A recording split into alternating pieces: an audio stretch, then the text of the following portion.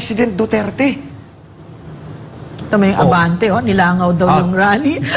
Yan ang sinasabi ng Atty. Glenchong. Digong rally sa Davao, nilangaw. Nilangaw yung almost 80,000. Maling-mali na Anywhere, talaga that yan. could have even been 60 to 100 to 150, no? Yes. Depending, no? Bayad na media. Marami pa yan daw sa labas. Nilangaw. Yes, yes, Tita I was Lorraine, there. I was, ang kalsada punong-puno ng lumabas ako. Naghanap ng CR. Actually, pagdating ko, maraming tao sa labas eh. Sa kalsada. Sabi ko, bakit nandito sila sa labas? Hindi Puno na pala sa loob. Hirap na pumasok. You Na see, that's walang an binayaran example. dyan.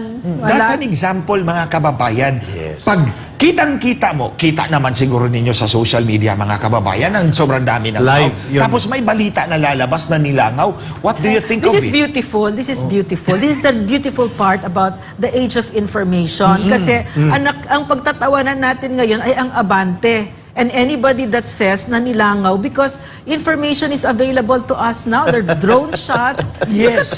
Look at that. And I was there. it was live online. Tsaka Yeah, siksik-luglug yan eh. Yes. Siksik-luglug yan. Bitaw. Oh, Yeah. mga kababayan, alam nyo, Abante, palitan nyo na yung pangalan nyo, atras na lang. Atras.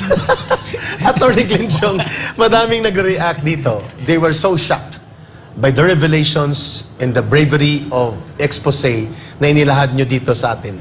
Definitely, this will not be the last that will be part. Can I mixing it a little Go bit, ahead, ma'am. Eric, no? Yung ridiculous state